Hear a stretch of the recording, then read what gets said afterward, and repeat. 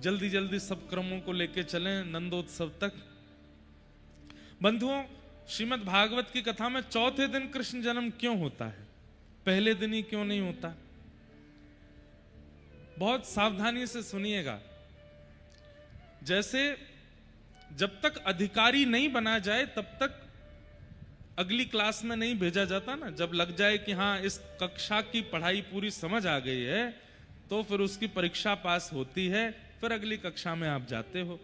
और अगर पहली कक्षा बिना पास किए दूसरी तीसरी चौथी में चले गए तो आपका भविष्य खतरे में आ जाएगा। कई बच्चे माता पिता की जैक लगवा करके फेल होकर के भी अगली क्लास में चले जाते हैं। चले तो जाते हैं लेकिन भविष्य में कुछ कर नहीं पाते, क्योंकि भाई वो परीक्षा नहीं है, एक प्रकार से आपकी योग्यता देखी जाती कि इस वर्ष कक्षा में आपने उचित तरीके से भाव को स्वीकार किया कि नहीं। ठीक वैसे ही सब लोग इधर देखो, इधर देखो, कहीं मत देखो, यहां देखो। 4 कक्षाएं हैं, तमोगुण, रजोगुण, सतोगुण और निर्गुण। ये 4 कक्षाएं हैं। 4 ही कक्षाएं हैं भगवत प्राप्ति के लिए। हम आप सब लोग तमोगुणी हैं, रजोगुणी हैं और सतोगुणी हैं, लेकिन जब तक इन तीनों को हम पार नहीं कर लेंगे तब तक हमको श्री कृष्ण का अनुभव नहीं होगा। सतोगुण किसको, तमोगुण किसको कहते हैं? व्यक्ति के चित्त में तामसी भावना ज्यादा, ईर्ष्या, लोभ, द्वेष, अभिनिवेश, अहंता, ममता, चिंता, राग, ये सारे जो दोष होते हैं ये अधिक मात्रा में जिन लोगों के अंदर होते हैं उनको तामसी जीव कहते हैं। जैसे रावण, रावण कौन है? तमोगुणी है। जितने भी राक्षस हैं ये कौन है? तमोगुणी। तमोगुणी पहले दिन की कथा अगर सुन लें तो पहले दिन की कथा से उनका तमोगुण शांत हो जाता है। फिर वो क्या रह जाता है उनके अंदर? उनके अंदर फिर रह जाता रजोगुण। रजोगुण किसे कहते हैं? रजोगुण का मतलब होता है बहुत यश, कीर्ति, वैभव प्राप्त करने की इच्छा करने वाला व्यक्ति और बहुत ज्यादा ऐशो आराम करने वाले व्यक्ति को रजोगुणी कहते हैं। पूछेगा क्या बना है? दाल रोटी बनी है। ये नहीं खाते हम, होटल से पहले पनीर भुर्जी मंगवाओ, उसके बिना तो हमारा भोजन जाएगा ही नहीं पेट में अंदर। क्या कपड़े हैं? बोले भैया टेलर से आए हैं, सिल गए। ये नहीं पहनते, हमको तो ब्रांडेड चाहिए, ये वाली ब्रांड का दो, वो ब्रांड का दो। ये ब्रांडेड वालों से हमारा कंपटीशन बहुत बढ़िया चलता है। हमसे मिलने वाले लोग आते हैं 1-1 लाख रुपए के कपड़े पहन के आते हैं, हमारे 350 रुपया के कपड़े के आगे झुक जाता है। वो आकर के हमको ही प्रणाम कर लेते हैं। कोट कितने का था भाई साहब? 60,000 रुपए का। जूते कितने के थे? 1.5 लाख रुपए के। टी शर्ट कितने की थी? 15,000 रुपए की। पैंट कितने के थे? 5,000 रुपए के। मैंने कि लो 200 रुपए की धोती, 150 रुपए की बगलबंदी, करो प्रणाम। 350 रुपए में तो झुक जाते हैं, क्या 5 लाख रुपए झुक जाते हैं नीचे। भाई कई लोगों को बहुत ज्यादा, वो भोजन में भी ब्रांड देखते हैं, वस्त्रों में भी ब्रांड देखते हैं, सब चीजों में उनको बहुत जो है वैसा चाहिए होता है माहौल। आपको पता है हमने ऐसी ऐसी कथाएं करी हैं, अब तो थोड़ी भीड़ भाड़ की वजह से हमको थोड़ा सुरक्षा रखनी पड़ती है, नहीं तो कोई, आपको पता है यहां से मैं जब जाता हूं उस समय मेरा हरि नाम चल रहा होता है कि मैं गिर नहीं जाऊं, क्योंकि खड़ाऊं पहनते हैं संत आज्ञा से, और दत्त महाराज, हमारे दत्तदास महाराज जी की आज्ञा से मौन रहते हैं कथा के बाद, कथा के पहले। तो संत आज्ञा से ये 2 नियम चल रहे हैं, पर वो खड़ाऊं वाले नियम में हमको इतना डर लगता, क्योंकि आदमी ना चाहते हुए पैर छूता ही है, और 3-4 बार ऐसा हो चुका है कि बस मैं गिरते गिरते बचा हूं। मुझे लगता है मैं गिर भी जाऊं चलेगा, पर ये 2 दांत नहीं टूट जाएं आगे के, वो कैसा लगूंगा फिर मैं कथा में। और कैसा लगूंगा उससे भी इतनी दिक्कत नहीं है, फिर वो सारी हवा तो यहीं से निकल जाएगी। युवा अवस्था में ही नकली दांत पहन के घूमना पड़ेगा, लेकिन लोग समझते ही नहीं। यहां तो फिर भी ठीक है, कई जगह तो धोती खींच लेते हैं पांव छूने के लिए। तो हमने ऐसी ऐसी कथा की हैं। एक जगह हमारी कथा हुई थी मध्य प्रदेश में, नाम नहीं बताऊंगा, नहीं तो वो लोग बेचारे देख रहे होंगे तो कहेंगे महाराज जी हमारी बोल रहे हैं। मध्य प्रदेश में ही कथा थी। तो वहां जो प्रचार वैन थी उनकी, जिसमें प्रचार होता था, एक वो मैक्स गाड़ी आती है बहुत लंबी, एक ही गाड़ी थी आयोजकों के पास, उसी से प्रचार होता था, उसी में सब्जी आती थी, उसी में जो है उनके रिश्तेदार नातेदार आते थे। तो हमारा मन हुआ कि भाई नर्मदा जी स्नान करना है, तो उसी में ही हम जाते थे अपनी कथा का ही प्रचार करते हुए जाते। सुनो सुनो शाम 4 बजे से कथा होएगी, बड़ी मंडी में सब इकट्ठे हो जाना उससे कथा करने आते। एक जगह थी, वहां गाड़ी की कोई ऐसी व्यवस्था नहीं थी, तो स्कूटी थी, स्कूटर हम ही चला के जाते मंच पर सीधे, खड़ी करके बाल वाल ठीक करके फिर बैठ के कथा करते। तो बहुत सारी कथाओं के अनुभव किए हैं। और महाराज मध्य प्रदेश का भिंड जिला, उस क्षेत्र में तो हमने ऐसी ऐसी कथा की है कि बस पूछिए मत। एक बार हमारी एक कथा तो ऐसे महापुरुष ने कराई, वो उस समय गुंडा नहीं थे लेकिन पूर्व गुंडा थे वो। तो जब कथा विश्राम हुई तो बोले महाराज जी इतने में काम चल जाएगा, आपकी सारी टीम की दक्षिणा हो जाएगी। मैंने भाई इतने में तो कैसे होएगा, इतना तो आने जाने का ही खर्चा है। तो फिर अपना उन्होंने पूर्व का पूरा परिचय दिया कि मैं पहले कौन था। मैंने कहा भैया सुनो, इसमें से 10,000 और डिस्काउंट कर लो, आप धरो, हम एक शरीर में अपने माता पिता के पास पहुंच जाए वही बहुत है तो भाई कथाओं में बहुत कुछ अनुभव किए हैं, लेकिन हमें ऐसा लगता है कि आप लोग तो 3 दिन में रजोगुण तमोगुण सतोगुण से पार होते हैं। हमको तो 10 साल से ठाकुर जी लगे हैं रजोगुण तमोगुण सतोगुण सबको धीरे धीरे, अभी सब पूरे हो भी गए होंगे पता नहीं, पर जिस दिन ये तीनों दिशा आपने पार कर ली, तीनों क्लास आपने पार कर ली, तब आप 4थी क्लास में पहुंचेंगे जिसका नाम है निर्गुण। और निर्गुण कौन है? व्रज की गोपियां। निर्गुण का मतलब क्या है? कृष्ण मन कृष्ण तन कृष्ण ही हमारो धन, 8 याम ऊधो हमें कृष्ण ही सो काम है। सब कुछ कृष्ण है। देखेंगे तो कृष्ण को, सुनेंगे तो कृष्ण को, चलेंगे तो कृष्ण के पास, बैठेंगे तो कृष्ण के पास, खाएंगे तो कृष्ण का प्रसाद, पहनेंगे तो कृष्ण का आवरण। कृष्ण के अलावा हमें और कुछ स्वीकार नहीं है। वो होते हैं निर्गुण, और उन्हीं को वृंदावन व्रज की कथा में प्रवेश मिलता है। तो इन 3 दिनों की कथा में रजोगुण तमोगुण सतोगुण से पार करके श्रोताओं को जब निर्गुण बना दिया जाता है, तभी वो कृष्ण लीला में प्रवेश करते हैं। अब आप लोगों ने वेशभूषा तो निर्गुण वाली बना ली, पीले पीले वस्त्र पहन लिए, सिर पर पाग पहन लिया, तिलक लगा लिए, मोर पिच्छ लगा लिए, माला पहन ली, पर हृदय से निर्गुण यदि नहीं बने होंगे ना, तो व्रज लीला में आपको प्रवेश नहीं मिल पाएगा। आगे कृष्ण पाछे कृष्ण, इत कृष्ण उत कृष्ण, जित देखूं तित कृष्ण मायरी। सब कुछ कृष्ण में हो जाए जिस दिन, उसी दिन गोपी बन जाते।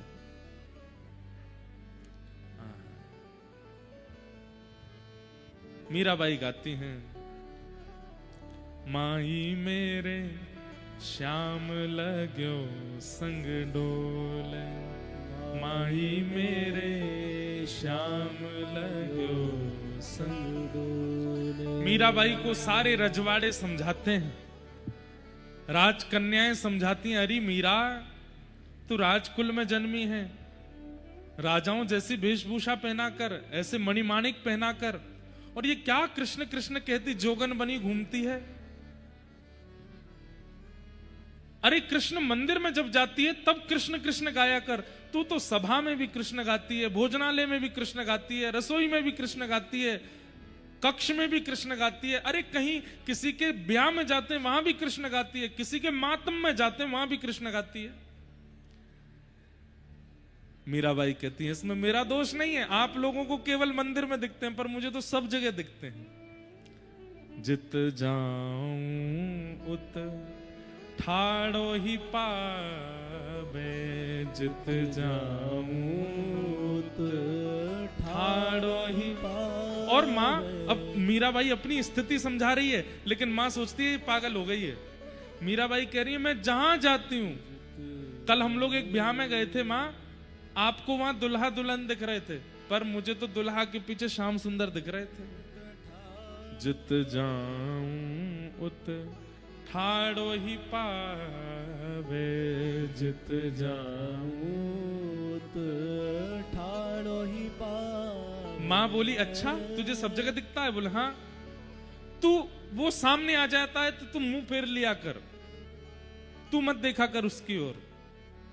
मीराबाई कहती है मैं नहीं देखती तो मैं जहां मुड़ती हूं वहीं आके खड़ा हो जाता है और मुझे फिर बुलाने लगता है। बिना बुलाए बोले, बिना बुलाए बोले, ओ श्याम लग्यो संग डोले, माई मेरे श्याम लग्यो संग डोले। और मां आपको कहने में बहुत सरलता लगती है कि तू उसको मत देखा कर, पर आपने अभी कृष्ण को देखा नहीं है ना। जैसे एक मीठे खाने वाले व्यक्ति को मीठे का लोभ होता है, एक धन लंपट व्यक्ति को धन का लोभ होता है, कहीं धन दिख जाए वो रोक नहीं पाता स्वयं को। ऐसे ही मिष्ठान लंपट व्यक्ति को मिष्ठान दिख जाए वो स्वयं को रोक नहीं पाता, खाए बिना ले खाना ही है। ऐसे ही ये कृष्ण लंपट हो गई हूं मैं। श्री कृष्ण यदि दिख जाते हैं ना एक बार, उनका रूप ऐसा है कि फिर उन्हें देखे बिना कोई रह नहीं सकता। कहा करूं लोभी मेरे नैना, कहा करूं लोभी मेरे नैना, हंस हंस घूंघट खोले, हंस हंस घूंघट खोले, श्याम लग्यो संग डोले, माई मेरे श्याम लग्यो संग डोले। अभी मीराबाई की जो स्थिति आप सुन रहे हैं ये निर्गुण है, इनका खुद का वश नहीं है उसमें। ये ऐसी स्थिति में आ चुकी हैं कि बस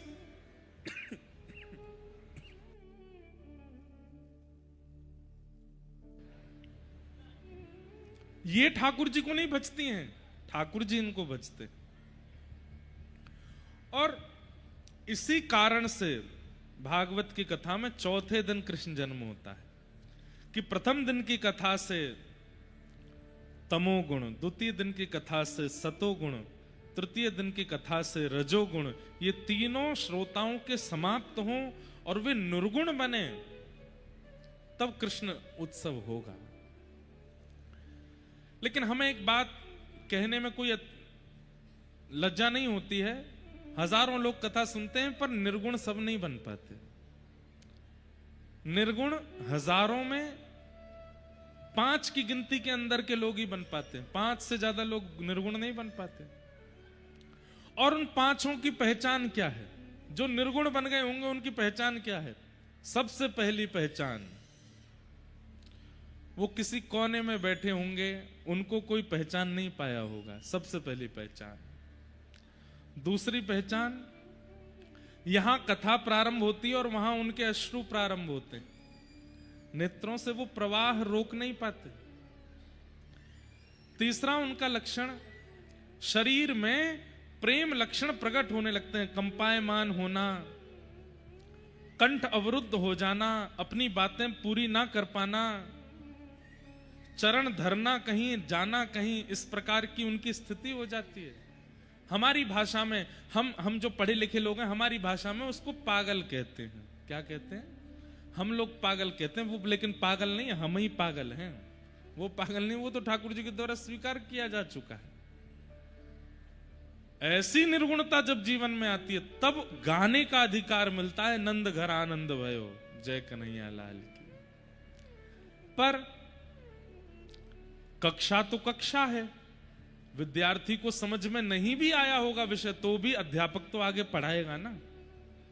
वही हाल हमारा है, हमें आगे तो कथा सुनानी पड़ेगी, भले ही आप निर्गुण ना भी बने हो, लेकिन प्रयास कीजिए कि निर्गुणता चित्त में आवे, तो कृष्ण लीला, व्रज लीला अद्भुत रूप से अनुभव होगी, उसका अनुभव ही अलग होगा।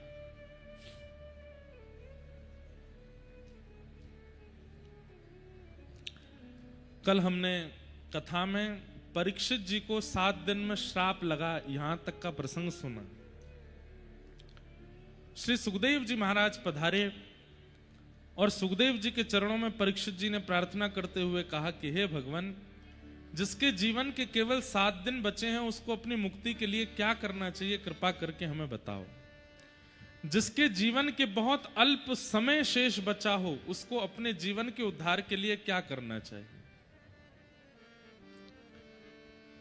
वास्तव में ये प्रश्न हम सबकी ओर से है, हम सबके जीवन के अल्प दिवस बचे हैं। क्या भरोसा है इस जिंदगी का, कोई भरोसा तो है नहीं, कब प्राण चले जाएं। तो वास्तव में ये प्रश्न केवल परीक्षित का नहीं है, हम सबका, बल्कि परीक्षित हमसे बढ़िया है। क्यों बढ़िया है? उनको तो 7 ही दिन में मरना, हम तो कभी भी मर सकते हैं, हमारे प्राण तो कभी भी जा सकते हैं। इसलिए जिसके जीवन में अल्प समय है उसको अपनी मुक्ति के लिए क्या करना चाहिए, इसका उत्तर देते हुए श्री शुकाचार्य जी महाराज कहते हैं, वरीयानेशते प्रश्न कृतो लोकहितं नृप आत्मवेद सम्मतः पुंसा श्रोतव्या दिशु यपर। हमारी एक बात सुनिए, शास्त्र एक नीति बताता है, धन कमाते समय और भोजन करते समय सदा यह सोचना चाहिए कि सारा आज ही नहीं कमाना है, आज ही नहीं खाना है, मैं कल भी जीवित हूं, कल खा लूंगा। बहुत ध्यान से सुनिएगा, धन कमाते समय और भोग भोगते समय यह सोचना चाहिए कि अभी कल भी तो है मेरे पास, सारा आज ही क्यों करूं, कल कर लूंगा। लेकिन भजन करते समय सदा यह सोचना चाहिए कि मेरा अंतिम क्षण भी अंतिम हो सकता है, अगला क्षण भी अंतिम हो सकता है, जितना भजन करना है इसी क्षण कर लूं, अगला क्षण मिलेगा नहीं मुझे। यह एक बड़ी सुंदर नीति है, लेकिन हम लोग उल्टे हो गए हैं। आज भोग भोग ले चकाचक, कल मिले नहीं मिले, जिंदगी ना मिलेगी दोबारा। और भजन बोले कल कर आएंगे, परसों कर आएंगे, गिरिराज जी जानो बोले अगले महीना चलेंगे, अगला महीना नहीं आया तो। इसलिए हमारी बात मानिएगा, भगवत आराधन करने का जब मन हो उसी समय कर लीजिए, और संसारी भोग भोगने का, धन अर्जन करने का अगर समय लगता हो मन, उसके लिए ये विचार कर सकते ठीक है थोड़ा आज कर लेते हैं, कल भी तो है, कल कर लेंगे। लेकिन व्यक्ति उल्टा है, भोग भोगने समय ये सोचता है ये मेरा अंतिम क्षण है, आज ही कर लो।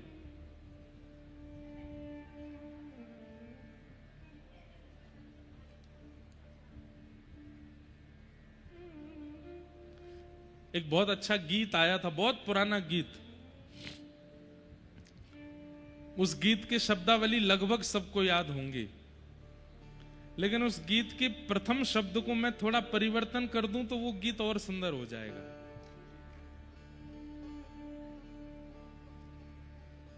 सुनाए, अभी अभी आया मन में।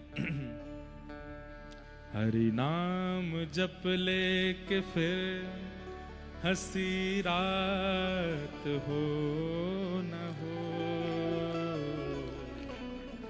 शायद फिर इस जन्म मुलाकात हो न हो। हरि नाम जप ले के फिर हंसी रात हो न हो। भैया आज ही जप लो, कल के भरोसे मत रहना। कल जपेंगे, कल नहीं हुआ तो, कल का दिन नहीं आया तो फिर क्या करोगे?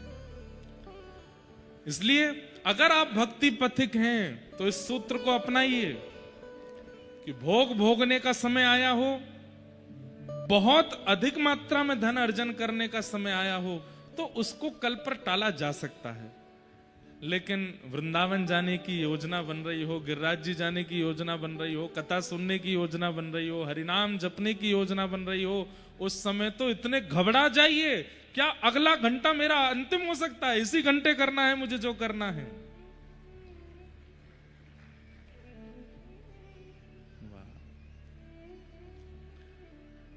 हर क्षण अंतिम हो सकता है। परीक्षित हमसे भले हैं क्योंकि उनके पास तो 7 दिन हैं, हमारे पास तो अगले क्षण का भी नहीं पता हमें क्या होगा हमारे साथ। मैं कथा सुना रहा हूं, अभी कितने बज रहे हैं? 5:40 के लगभग, 5:40 हो रहे हैं। 5:41 पर मैं कथा कह पाऊंगा इसकी गारंटी भी मेरी नहीं है। 5:45 पर मैं जीवित रहूंगा या आज नंदोत्सव मैं कर पाऊंगा, इसको मैं दावे से नहीं कह सकता, क्योंकि हम सबका हर क्षण अंतिम है। परीक्षित जी तो इस बात से प्रसन्न बैठे थे। जब परीक्षित जी से किसी ने कहा तुमको चिंता नहीं होती 7 दिन में मरने का श्राप लगा है, तो परीक्षित जी क्या बोले? बोले चिंता तो उनको होनी चाहिए जिनको श्राप नहीं लगा, वो कभी भी मर सकते हैं, पर मैं तो दावे से कह सकता हूं कि 7 दिन से पहले ब्रह्मा भी मेरे प्राण नहीं ले सकता, क्योंकि एक ब्राह्मण ने मुझे 7 दिन में मरने का श्राप दिया है। 7वें दिन से पहले अगर ठाकुर जी भी चाहें तीसरे दिन कि चलो परीक्षित, तो मैं कह दूंगा कि ब्रह्म वाक्यम जनार्दनम, ब्राह्मण की वाणी है 7वें दिन मरूंगा, उससे पहले आप भी नहीं ले जा सकते मुझे। हम कह सकते हैं नहीं, हमारा तो हर क्षण अंतिम है। लेकिन एक बात बोले बंधुओं, हर क्षण को अंतिम मानना, अगर ऐसे कोई जीवन जीने लग जाए, और केवल एक बात होती है हमारी, हम बस मान लेते हैं कि हमारा अगला क्षण भी अंतिम हो सकता है। मानिए मत, उसको बिल्कुल इंप्लीमेंट कर लीजिए कि मैं बस प्राण निकलने ही वाले हैं। जैसे गिरते समय भयभीत हो जाते हैं, या गाड़ी चल रही है सामने से ट्रक आती है हम भयभीत हो जाते हैं, या बहुत जोर से बिजली कड़कने पर भयभीत हो जाते हैं, ऐसा मृत्यु के प्रति भय अगर आ जाए और ये भावना आ जाए कि मैं कभी भी प्राण त्याग सकता हूं, तो कहीं ना कहीं हम अपने जीवन में बहुत सुंदर बन जाएंगे। कैसे? हमारे महाराष्ट्र के संत हुए श्री तुकाराम जी महाराज, बहुत सुंदर वाणी है, मुझे बड़ी अच्छी लगती है, बहुत ध्यान से सुनिएगा।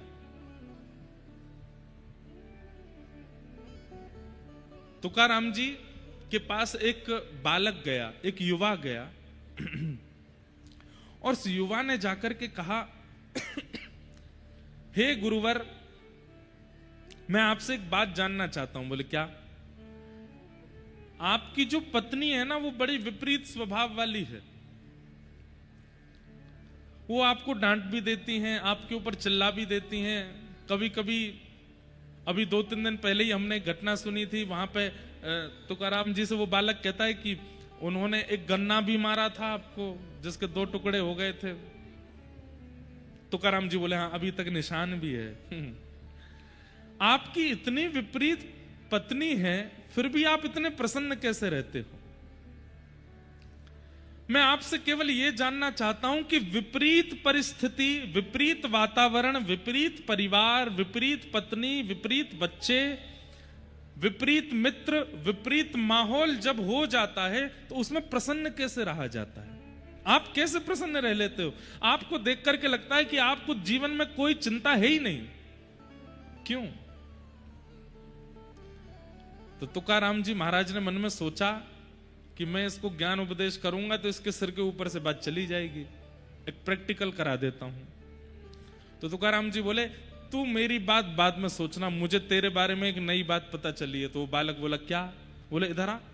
वो बालक थोड़ा पास गया तो उसके बाल ऊपर करके उसके माथे की रेखा देख करके तुकाराम जी बोले, तेरे जीवन के तो बस 7 ही दिन बचे हैं बेटा, तू मेरी प्रसन्नता की बाद में पूछना। तेरे जीवन के केवल 7 दिन बचे हैं, 7 दिन बाद तेरी मृत्यु हो जाएगी। बालक बोला, महाराज ये कैसी बात कर दी आपने, मैं तो आपसे चिंता का समाधान करने आया, आपने तो मुझे और चिंता में डाल दिया। बेटा नहीं बताता तो मुझे बुरा लगता ना, अब तू देख ले तेरे को क्या करना है, 7 ही दिन बचे तेरे। वो बालक तुरंत दौड़ करके गया। अब वो किसी को बता करके चिंतित करना नहीं चाहता था, माता पिता किसी को नहीं बताया, लेकिन वो बालक इतना व्यवस्थित जीने लगा। अब उसको पता है कि मेरे 7 दिन है, तो जितनी नींद होनी चाहिए उतना ही सोता है, जितना भोजन होना चाहिए उतना ही खाता है। रोज अपने भाई बहनों से लड़ता था, लेकिन अब भाई लड़ने आता है तो कहता, भाई लड़ ले भाई, अब तो मिलूंगा नहीं मैं तुझे, लड़ ले और क्या करेगा।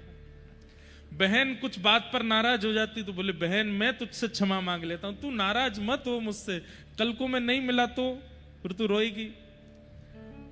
मां कई बार मन मुताबिक सब्जी नहीं बनाती तो जो बना देती बालक पा लेता। बोले, कोई बात नहीं मां, तेरे हाथ का भोजन अब कब नसीब होगा, तू जो बनाएगी सब मेरे लिए अमृत है।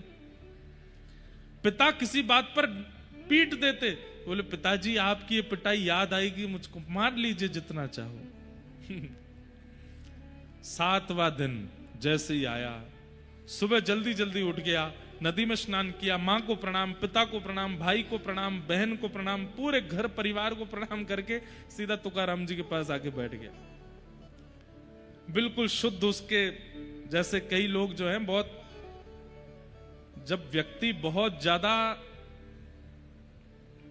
निर्मुक्त हो, मतलब निश्चिंत हो जाता है ना, उसके लहजे बदल जाते हैं बोलने के, उसके चलने का लहजा बदल जाता है, उसकी हेयर स्टाइल बदल जाती है, कपड़े पहनने का तरीका बदल जाता है। लेकिन थोड़ा चिंतित व्यक्ति होता है ना, उसको देखोगे आप सीधा बैठेगा, नीची नजर रखेगा, बाल भी डिसेंट रखेगा, भोजन जो दे दोगे पालेगा। ऐसा ही वो हो गया था। तो जब तुकाराम जी के सामने गया तो तुकाराम जी से बोला, महाराज आज 7वां दिन है, मेरे प्राण जाने वाले हैं। तुकाराम जी बोले, अच्छा तुम्हारी बहन ने लड़ाई की तुमसे 7 दिन में? बोले, हाँ लड़त तो रही थी वो। तुमने लड़ाई की? बोले, नहीं मैंने नहीं लड़ाई की। भाई ने लड़ाई की? बोले, हाँ। का वो उसने मारा, मैंने सह लिया। माँ ने तुम्हारी मनपसंद सब्जी बनाई कि नहीं बनाई? बोले, नहीं वो तो कुछ भी बना रही थी पर मुझे सभी अच्छी लग रही थी, मैंने सोचा 7 ही दिन बचे हैं, क्यों रो धो करके नाटक करके कुछ कहूं, जो बनाती मैं पा लेता था।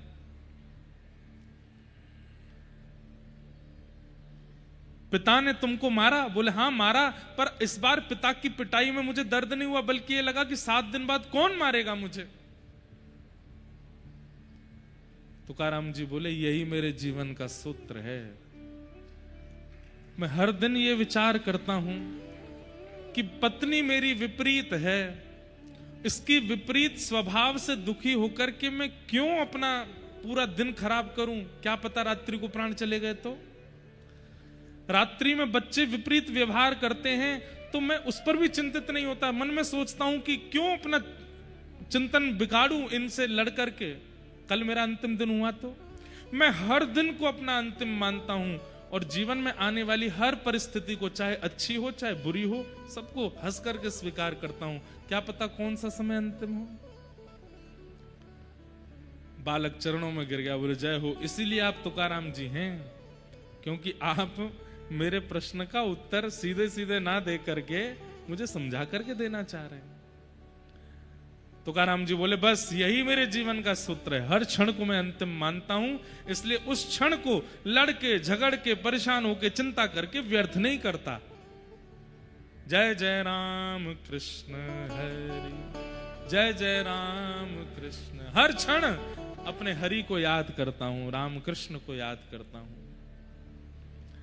बालक चरणों में गिर गया, प्रसन्न हो गया। थोड़ी देर बाद बोला, ये तो बता दीजिए कि आज प्राण जाएंगे कि नहीं मेरे। तुकाराम जी बोले, बेटा कभी भी जा सकते हैं, ये बात सदैव चिंता में रखो, चिंतन में रखो।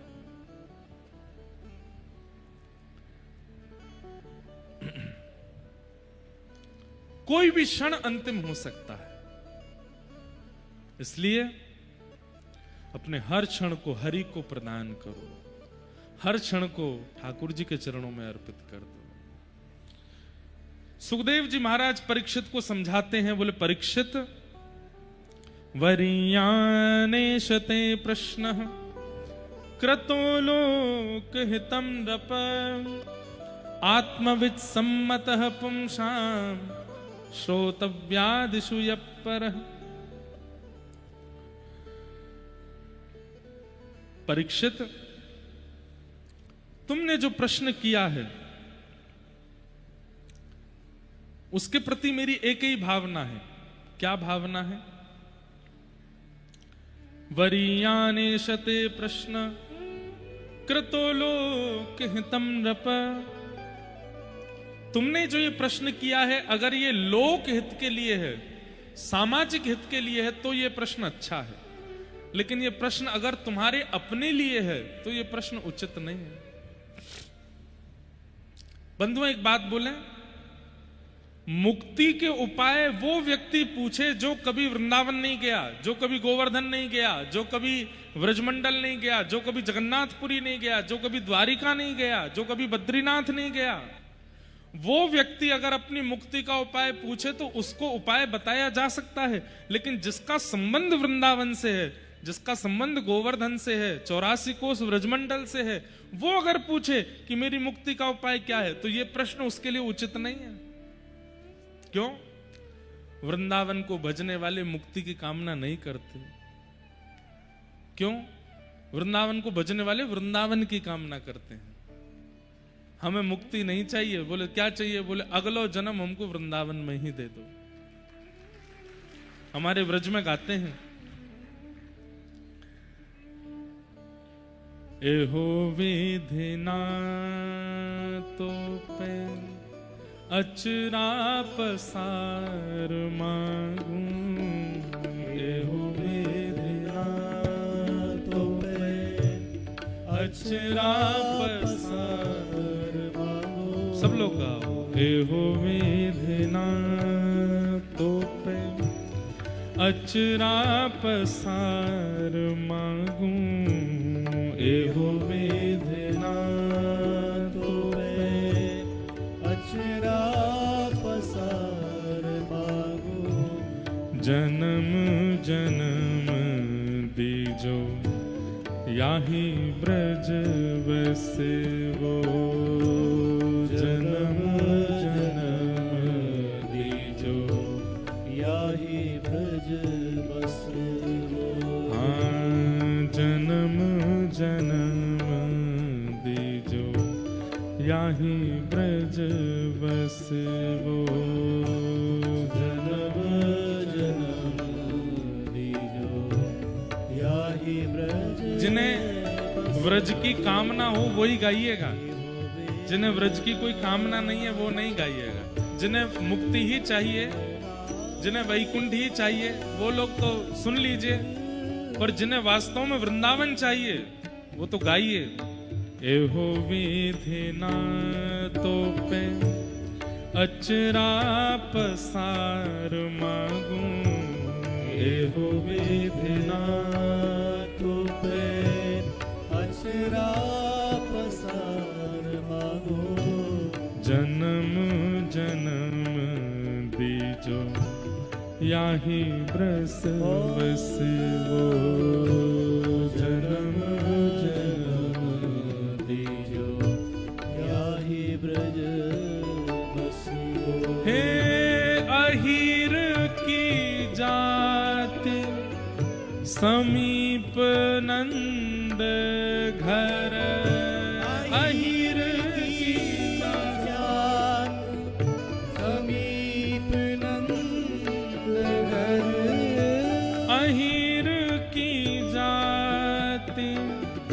समीप नंद घर आहिर की जात समीप नंद घर। हेरी हेरी श्याम सुभग घरी घरी हंसे ओ हेरी हेरी श्याम सुभग घर घर हंसबो। एहो विधिना तो पे अचरा पसार मागूं एहो विधिना तो पे अचरा पसार मागो। जन्म जन्म दीजो याही ब्रज बसे गो। जन्म जन्म दीजो याही ब्रज बसबो। हे दधि के दान मिस ब्रज की बीथिन दधि के दान मिस ब्रज की बीथिन। दधि के दान मिस व्रज के बीथिन दधि के दान मिस ब्रज की बीथिन। झक झोरनी अंग अंग को परसे वो झक झोरन अंग अंग को परसे। हे चीत स्वामी गिरधरन श्री विठ्ठल। चीत स्वामी गिरिधरन श्री हे विठ्ठल। चीत स्वामिनि गिरधरन श्री विठ्ठल। चीत स्वामी गिरिधरन श्री विठ्ठल।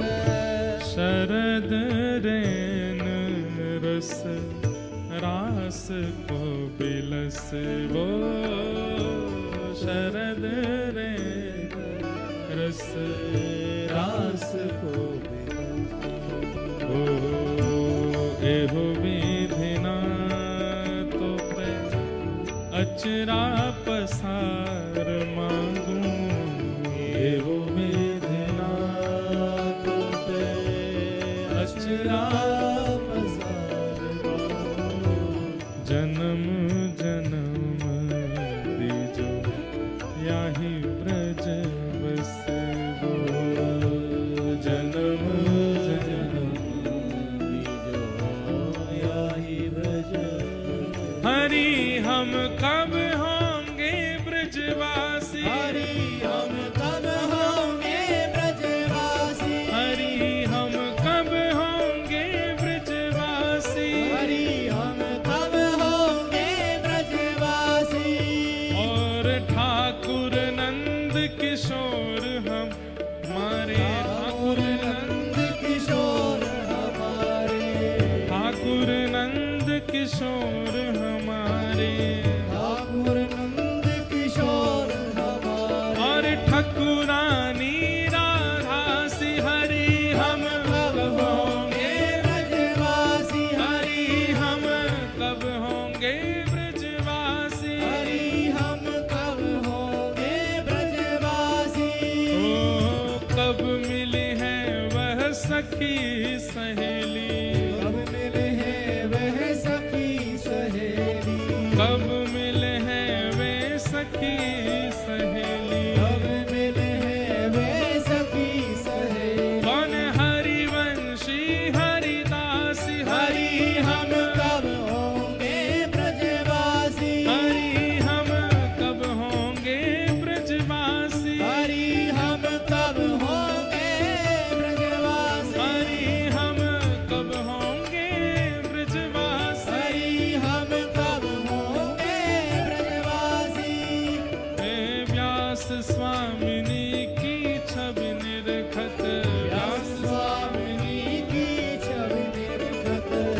व्यास स्वामिनी की छवि निरखत, व्यास स्वामिनी की छवि निरखत, व्यास स्वामिनी की छवि निरखत, व्यास स्वामिनी की छवि निरखत, व्यास स्वामिनी की छवि निरखत, व्यास स्वामिनी की छवि निरखत।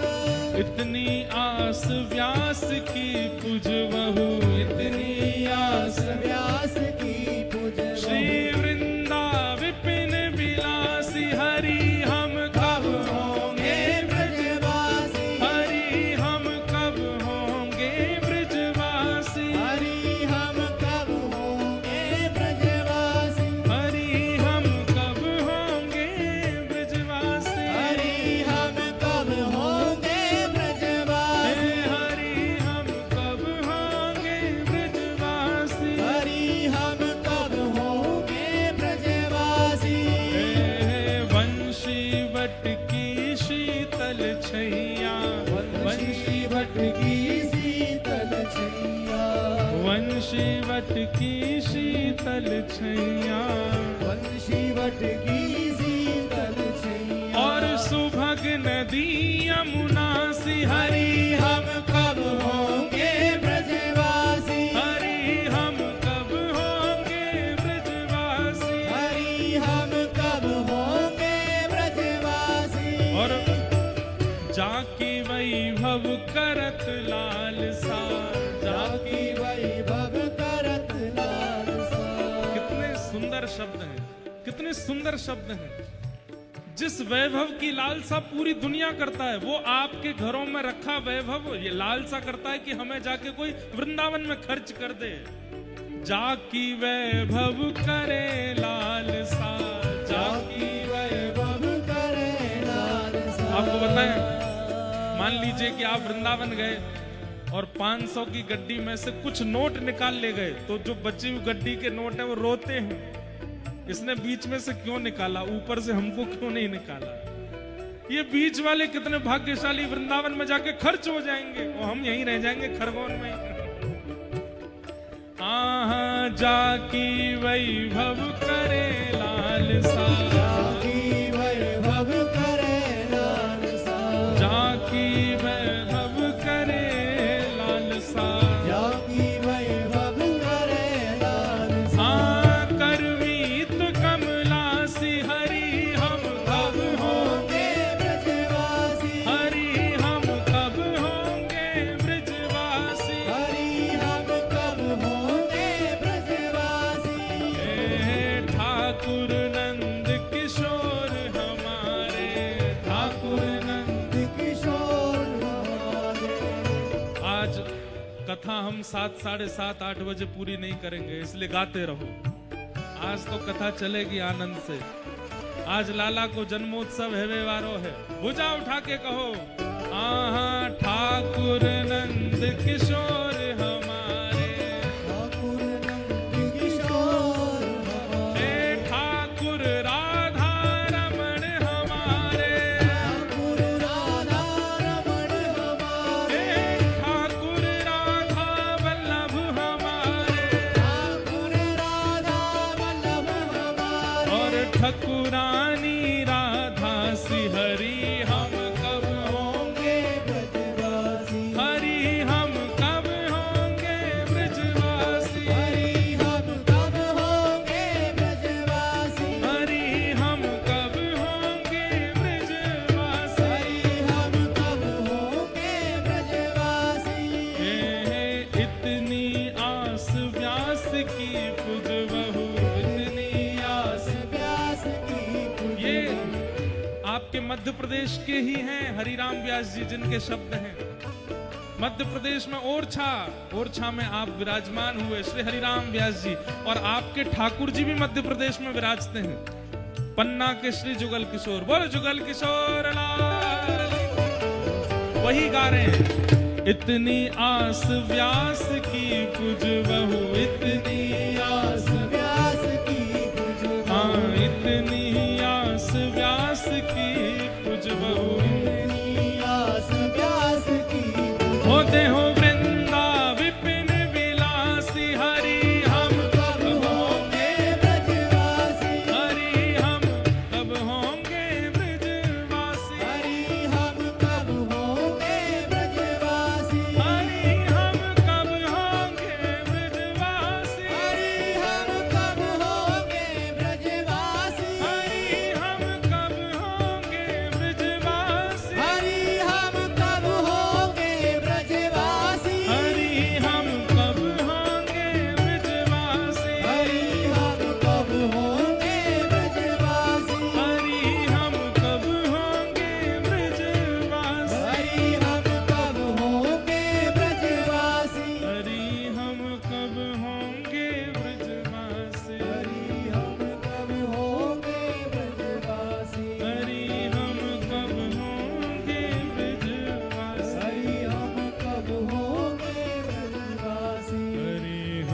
कब होंगे ब्रजवासी। हरि हम कब होंगे ब्रजवासी। हरि हम कब होंगे ब्रजवासी। हरि हम कब होंगे ब्रजवासी।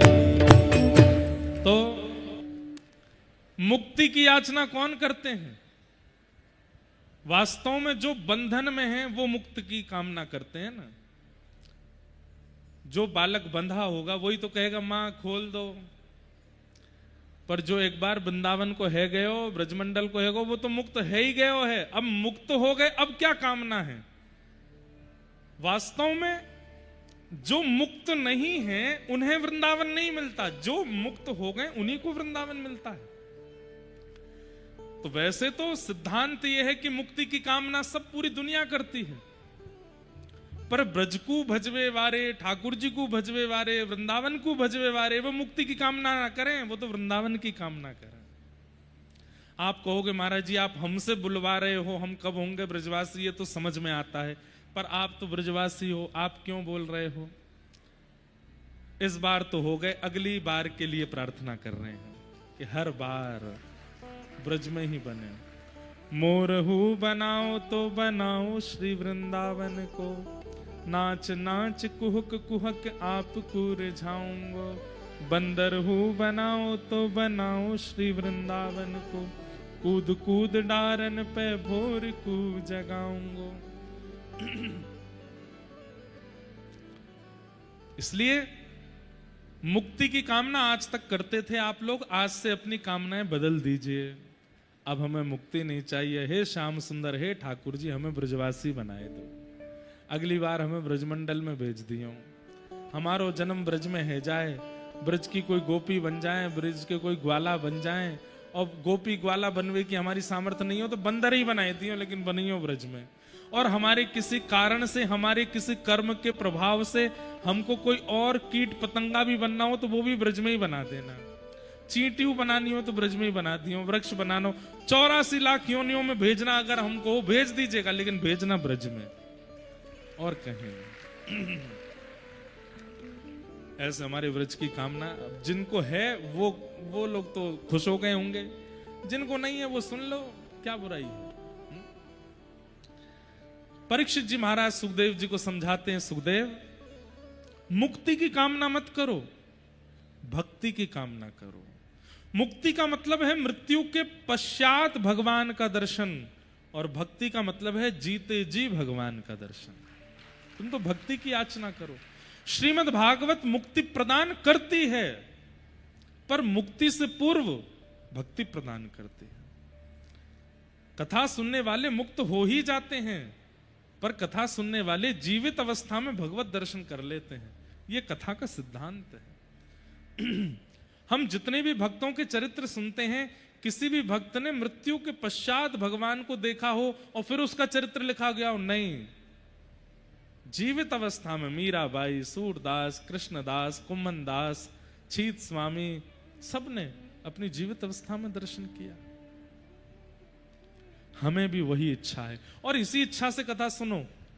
जीवन में क्या प्राप्त होगा सब मेरे कर्म पर निर्भर है, लेकिन हे भागवत जी, हे ठाकुर जी, आप कृपा करना, जीवन में जो मेरे आना हो सबको आने देना, पर सबके साथ आप भी आना, आप जरूर आना।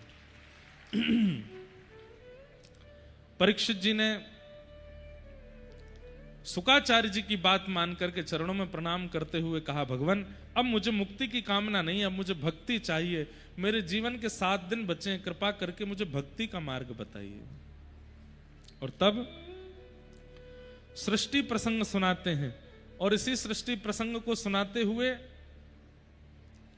हिरण्यकश्यप और हिरण्याक्ष का प्रादुर्भाव सुनाया, और हिरण्याक्ष का वध वराह भगवान के द्वारा हुआ। बोलो वराह भगवान की जय। अब कोई कोई प्रसंग हम ऐसी जल्दी जल्दी सुनाएंगे, क्योंकि क्रम पर पहुंचना भी, भले आराम से कथा पूरी होगी, लेकिन कोई कोई क्रम ऐसे जल्दी जल्दी कह देंगे। हिरण्याक्ष का वध भगवान वराह ने प्रकट होकर के किया। बंधुओं देखो, परसों भी मैंने ये विषय छेड़ा था, आज फिर छेड़ूं। ब्रॉड माइंड बोलते हैं आजकल। ब्रॉड माइंड कौन है? ऐसा है, ऐसा है, ऐसा है। ठाकुर जी से बड़ा ब्रॉड माइंड कौन होगा? जो इतने सुंदर हैं कि उनकी भ्रगुटी टेढ़ी करते ही महाराज तीनों लोग न्योछावर हो जाते हैं। उनको सूकर बन के आने में बिल्कुल लज्जा नहीं होती। मतलब इतनी ऊंची पदवी पर होने के बाद भी ऐसे बनने में उनको बिल्कुल लज्जा नहीं होती। इसे कहते हैं ब्रॉड माइंड। ये ठाकुर जी। कई लोग कहते हैं कि ठाकुर जी जब मानव बन के आ ही जाते हैं तो फिर ये सूकर और सिंह बनकर के आने की आवश्यकता क्या है? दो कारण। एक तो ठाकुर जी इससे सर्वव्यापकता बता रहे हैं कि सब जगह हैं, वो कहीं भी प्रकट हो सकते हैं। खम वायु अग्निम शलिलम महिम च ज्योतिम से सत्वानि दृशो द्रुमादीन सरित समुद्राम से हरे शरीरम यत्किंच भूतम प्रणमेत अनन्यम। सब जगह ठाकुर जी हैं, पहली बात। और दूसरी बात, डाउन टू अर्थ। कितने ठाकुर जी सरल हैं, कितने सहज हैं कि उन्हें कुछ भी बनने में बिल्कुल लज्जा नहीं होती।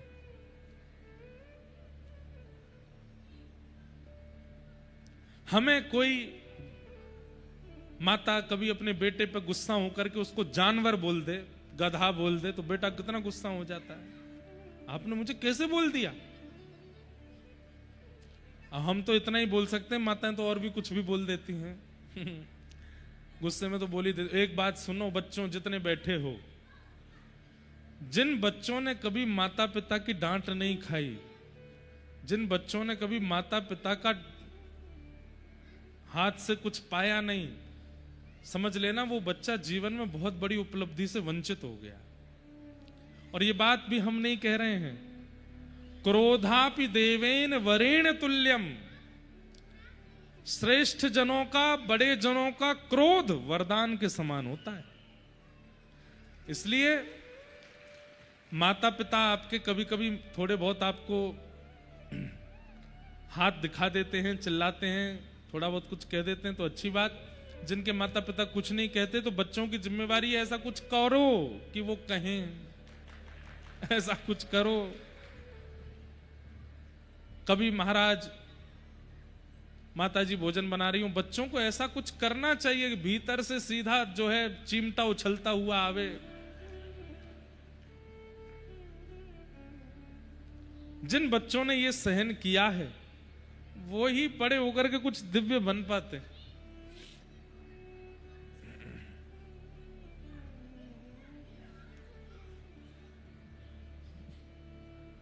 हमें हमारी माताजी की पिटाई याद आ जाती है कभी कभी।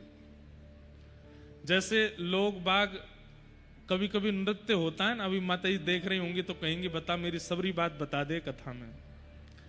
लेकिन जैसे ऐसे हाथ पकड़ करके और ऐसे गोल गोल घूमते हैं ना लोग, हमारी माताजी कैसे जब उनके हाथ में हम पड़ जाते तो एक हाथ से मेरा एक हाथ पकड़ती और मैं ऐसे घूमता, वो मेरे पीछे ऐसे घूमती, और जब पड़ जाता तो एक कमर में पड़ता फिर और तेज में भागता। तो जैसे वो फुगड़ी खेलते हैं ना ऐसे गोल गोल, ऐसे माताजी एक हाथ से पकड़ के पीछे हाथ लेकर के कभी झाड़ू होती कभी कुछ होता पढ़ते। आज हमें लगता है कि हम व्यास उन्हीं की पिटाई से बने हैं। ऐसे ही जो बच्चे सोचते हैं कि हमारा कैरियर अच्छा हो, माता पिता की थोड़ी डांट पिटाई सहन कर लो, लेकिन माता पिता को भी चाहिए कि लिमिट में ही मारना। कहीं पता चली कि चला गया सतपुड़ा के जंगलों में, जटाएं जूट रख ली, बन गया शंकराचार्य महाराज, ऐसा नहीं हो। तो बड़े लोगों का क्रोध वरदान के समान होता है। हमारे ठाकुर जी वराह बनकर के, नृसिंह बनकर के, कूर्म बन के, मत्स्य बनकर के दो बातें सिद्ध करते हैं। एक तो सर्वव्यापकता, वो सब जगह है, और दूसरी बात सहजता, सरलता। उन्हें सहज बनने में, सरल बनने में, छोटा बनने में बिल्कुल लज्जा नहीं होती। व्यक्ति को संकेत कर रहे हैं ठाकुर जी। या फिर एक बात और कह दूं, मन में आ रही है, जो सहज बनता है वही सर्वव्यापी बन पाता है। जो अपनी पदवी पर रह जाता है ना, उससे कभी नीचे नहीं उतर पाता। उसकी चर्चाएं 4 लोग ही करते हैं, लेकिन जो सहज होता है उसकी चर्चा 4000 करते हैं। जो सहज बनेगा वही सर्वव्यापी बन पाएगा। भगवान सर्वव्यापी हैं।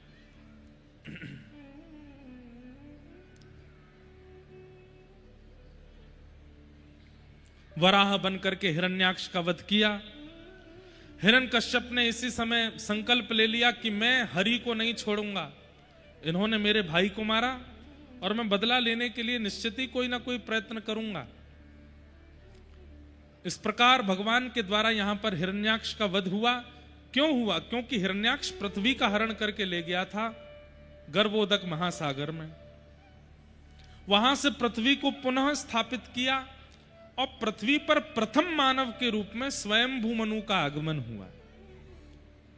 हम लोग बंदरों की संतान नहीं है भैया। अगर हम बंदर थे पहले, तो आज के वृंदावन के बंदर कब मानव बनेंगे? हम तो प्रतीक्षा कर रहे हैं। बटुआ चुरा के भाग जाते हैं, फ्रूटी लेके भाग जाते हैं, फोन लेके भाग जाते हैं। ये इंसान कब बनेंगे? हमारे वृंदावन वाले साइंस वाले इसका प्रमाण दे दें। ये वृंदावन अयोध्या के जो बंदर हैं, ये मानव कब बनेंगे? हम मानव ही हैं हमेशा से। हम मानव क्यों कहलाते हैं? क्योंकि हम मनु के संतान हैं। और देखिए, कहीं ना कहीं अंग्रेजी में भी हमको मैन कहा जाता है। क्यों? क्योंकि मनु के पुत्र हैं। अब वो अपभ्रंश हो गया है। अपभ्रंश तो कितने सारे शब्दों का हो जाता है। कई गांव के नाम, कई शहरों के नाम बोलते बोलते अपभ्रंश होकर उनके नाम बदल जाते हैं। मनु के संतान है, इसीलिए हमको मानव कहा जाता है। तो स्वयंभू मनु प्रथम मानव है। और ये कहां से प्रकट हुए? ये ब्रह्मा जी के दाहिने अंग से प्रकट हुए और ब्रह्मा जी के बाम अंग से प्रकट हुई सतरूपा। ये दोनों प्रथम पति पत्नी हुए पृथ्वी पर। इनके 3 पुत्री और 2 पुत्र हुए। प्रियव्रत, उत्तानपाद ये 2 बेटे थे। आकुति, देवहूति और प्रसूति ये 3 बेटी थी। तो यहां आकुति और प्रसूति दोनों के जीवन काल के बारे में बताया। तभी यहां चर्चा हुई देवहूति माता की। देवहूति का विवाह कर्दम ऋषि के साथ में हुआ। कर्दम ऋषि ब्रह्मा जी की छाया से प्रकट हुए और इन्होंने अनेक वर्षों तक तपस्या की। भगवान ने प्रसन्न होकर के कहा कि वरदान मांगो। तो इन्होंने कहा कि हे नाथ, आपसे मैं जितना प्रेम करता हूं, मुझसे भी अधिक आपसे प्रेम करने वाली एक कन्या मुझे मिले जिससे मैं ब्याह करूं। मैं जितना आपका तप करता हूं, भजन करता हूं, स्मरण करता हूं, मुझसे भी अधिक आपका स्मरण करने वाली कन्या से मेरा ब्याह हो जाए। भगवान इतने प्रसन्न हो गए इनसे। तुमने कोई सामान्य वस्तु नहीं मांगी है, एक भक्त की याचना की है। आप पत्नी मांगते हो ठाकुर जी से, सोमवार के व्रत करके पति मांगते हो महादेव से, बृहस्पतिवार का व्रत करके पति की कामना करते हो, अहोई अष्टमी का व्रत करके संतान की कामना करते हो। पति मांगिए, पत्नी मांगिए, संतान मांगिए। एक शब्द और जोड़ दीजिए आगे। क्या? भक्त पत्नी, भक्त पति और भक्त संतान। अहोई अष्टमी का व्रत कीजिए, नव विवाहित माताएं, और कामना क्या रखें? हे नाथ, हमें बेटा नहीं चाहिए, बेटी नहीं चाहिए, भक्त बेटी चाहिए, भक्त बेटा चाहिए, जो कालांतर में आगे चल के हमारे कुल खानदान को आपसे जोड़े। उसकी गति, उसकी निष्ठा, उसका प्रेम आपके प्रति इतना हो कि उसको देख करके हमारे परिवार के लोग आपकी भक्ति करें। ऐसी संतान दो। देखना फिर ठाकुर जी या तो ध्रुव जी को भेजेंगे या प्रहलाद जी को भेजेंगे, नहीं तो खुद ही आ जाएंगे। हम क्या मांगते हैं? पुत्र मिले, पुत्री मिले। तो मिलते तो हैं पुत्र, पर कई बार उन पुत्रों में कंस जैसा स्वभाव आ जाता है। मिलते तो हैं पुत्र, पर कई बार उनमें रावण जैसी स्वभाव दृष्टिकोण होती है। पुत्री मिलती तो है, पर शूर्पणखा जैसी हो जाती है। बुरा नहीं मानिएगा माताएं बहनें, शूर्पणखा किसको कहते हैं? जिसके लंबे लंबे नाखून होते हैं उसको शूर्पणखा कहते हैं। सूप जैसे नख जिसके हैं, शूर्पणखा। और जो अपने नखों से ही अपनी क्रियाएं कर देती है, उसको शूर्पणखा कहते हैं। याचना करेंगे कि भक्त पुत्री हो तो मीराबाई आ जाएंगे, करमेती बाई आ जाएंगी। लेकिन आजकल के आपको एक बात बताऊं, कलयुग कितना खराब होता जा रहा है। देखो, बालक भक्त अगर बन जाता है, यहां कोई पीछे जाके, यहां बच्चे थोड़े हल्ला कर रहे हैं, बस उनको शांत कर दो। इधर देखो सब लोग, बालक यदि भक्त बन जाए तो आजकल माता पिता चिंता में आ जाते हैं। मैं बुलवाऊंगा नहीं, लेकिन मुझे पता है यहां कितने सारे बालक झूठ बोल के आए होंगे कथा सुनने के लिए। क्यों? क्योंकि माता पिता जाने नहीं देते। किसी समय में बालक झूठ बोल करके पार्टी करने जाते हैं, पीने जाते हैं, उल्टे सीधे काम करने जाते हैं। लेकिन ये कलयुग नहीं है तो क्या है कि झूठ बोल के कथा सुनने जाना पड़ता है, झूठ बोल के मंदिर जाना पड़ता है। ये ताली बजाने वाली बात नहीं है, ये चिंता करने वाली बात है भैया। खरगोन वासियों, हर बात पर ताली नहीं बजती है,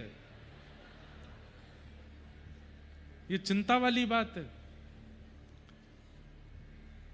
जिन माता पिताओं के बच्चे भक्त नहीं होते, उनसे पूछिए कि बच्चों का फिर वो उनकी दुराग्रह सहन करना कितना मुश्किल होता है माता पिता को। हमारे ज्यादातर श्रोता युवा हैं, हमें पता उनकी पीड़ा। तिलक लगाने पर प्रतिबंध है, कंठी पहनने पर प्रतिबंध है। एक लड़की तो कहीं आई थी, एक लाली, वो बोली उसके माता पिता तो जबरदस्ती हाथ पैर बांध करके उसको प्याज खिलाते हैं। कैसे नहीं खाएगी? प्याज खाना छोड़ देगी तो फिर बिना प्याज खाने वाला पति कहां से मिलेगा? मैंने कहा उनको जाके बोल दो, पिलाना भी शुरू कर दो। पीने वाला तो मिल जाएगा, प्याज खाने वाला मिल जाएगा, मांसाहारी पति मिल जाएगा, लेकिन बिना प्याज खाने वाला पति नहीं मिलेगा। इसलिए बच्चों को खाना पड़ता है। ये दुर्भाग्य नहीं है तो क्या है? अरे चार्टेड अकाउंटेंट बच्चा बन जाता है तो उसके माता पिता इच्छा रखते हैं कि हमारी होने वाली बहू, वो भी पढ़ी लिखी हो। इतना पढ़ा लिखा कि हमने इसको विद्वान बनाया और हमको ऐसी लाली नहीं चाहिए, हमको लाली चाहिए वो भी पढ़ी लिखी हो। तो फिर जब वैदिक बालक होता है, वैष्णव बालक होता है, तब माता पिता ये इच्छा क्यों नहीं रखे कि हमें भी अपनी पुत्री के लिए, पुत्र के लिए जो दंपति मिले वो वैष्णवी चाहिए? तब क्यों नहीं करते? डॉक्टर बच्चा बन जाता है, अब मैं पूछता हूं भाई इसकी उम्र 35 हो गई, ब्याह क्यों नहीं कर रहे? महाराज जी डॉक्टर बेटी मिले तो ही तो अच्छा लगे ना। तो फिर वैष्णव बालक बन जाता है, उसमें चिंता क्यों होती है?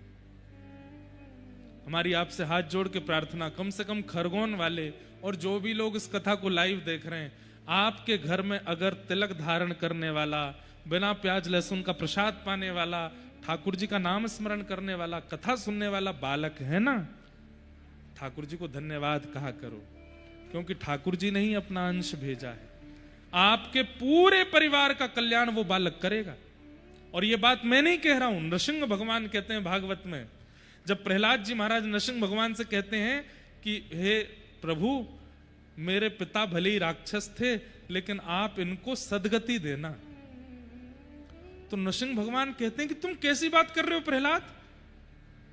तुम अपने पिता के लिए मुझसे याचना कैसे कर सकते हो कि मैं इनको सदगति दूं? बोले क्योंकि मुझे पता है ये राक्षस थे। बोले नहीं, तुम जैसा भक्त बालक जिस घर में जन्म लेता, उसके पिता नहीं, पिता की भी पहले की 21 पीढ़ियां वो जहां होती हैं वहां से मुक्त होकर के भगवत धाम पहुंच जाती हैं। और केवल पिता की 21 पीढ़ियां नहीं, पिता के 21 पीढ़ियां पूर्व की, दादा परदादा परदादा पर दादा पर दादा 21 तक चले जाओ, सब मुक्त हो जाते हैं एक भक्त के घर में आने से। और केवल पिता की नहीं, मां की भी 21 पीढ़ियां, मतलब नाना पर नाना पर नाना, एक भक्त के घर में आने से। अरे महाराज, आपका श्राद्ध करना, तर्पण करना, जो पितृ पक्ष में आप लोग अपने पितरों की मुक्ति के लिए कर रहे हो ना, ये तो फिर बस आपकी खाना पूर्ति रह जाएगी। क्यों? क्योंकि घर में भक्त बालक है तो इस बात का प्रमाण है कि आपके सारे पितृ मुक्त हो चुके, क्योंकि एक वैष्णव बालक आपके घर में। पर दुर्भाग्य है, बच्चा अगर रात में लेट पी करके आ रहा है तो माता पिता को लगता है कि अब ऐसे ही हैं, कोई बात नहीं, माहौल भी तो ऐसा ही चल रहा है, एक आध बार पी ले तो क्या बुराई है। खा करके कुछ अनाप शनाप आ रहा है तो भी माता पिता को चिंता नहीं होती। कभी बालक धुआं उड़ाता हुआ दिख जाता है तो भी माता पिता समझा देते, ठीक है बेटा ज्यादा नहीं करना। लेकिन वही बालक यदि कंठी माला पहन के रहता है, वैष्णव पद्धति का पालन करता है, अपनी रसोई, घर वालों को स्वाद नहीं आता बिना प्याज लहसुन के, तो वो अपनी अलग रसोई बनाए, तो ऐसे बालक को इतनी तो उत्पीड़ना दी जाती है, ये बहुत गलत है।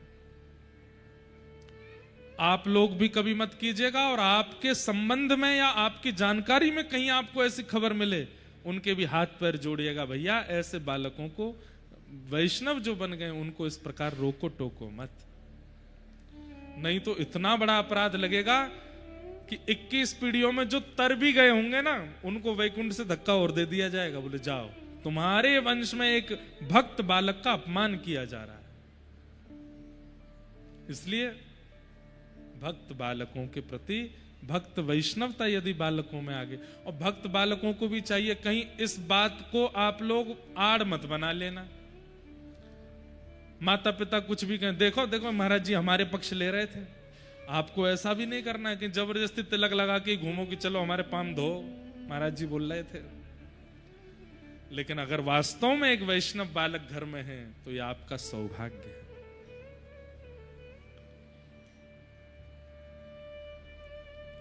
तो कर्दम ऋषि ने भगवान से क्या मांगा कि एक वैष्णव पत्नी मुझे मिले, और जितना वैष्णव मैं हूं, जितना भक्त मैं हूं, मुझसे अधिक उसके अंदर भक्ति हो, ऐसी पत्नी से मेरा ब्याह हो जाए।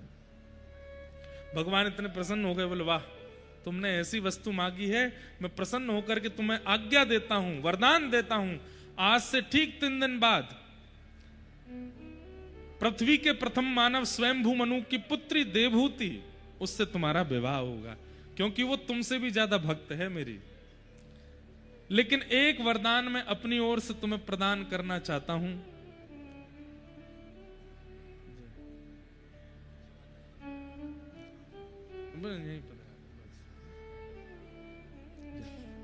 बस बस, बस कथा चल रही है भैया। अच्छा विराज विराज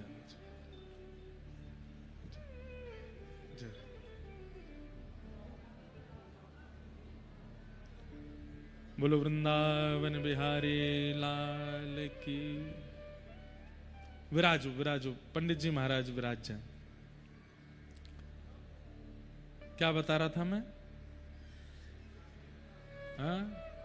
हाँ, तो स्वयंभू मनु की पुत्री देवहूति से आपका विवाह होगा, और आपके यहां पुत्र रूप धारण करके मैं ही आऊंगा। देवहूति माता का विवाह कर्दम ऋषि के साथ में हुआ, और उनके यहां पर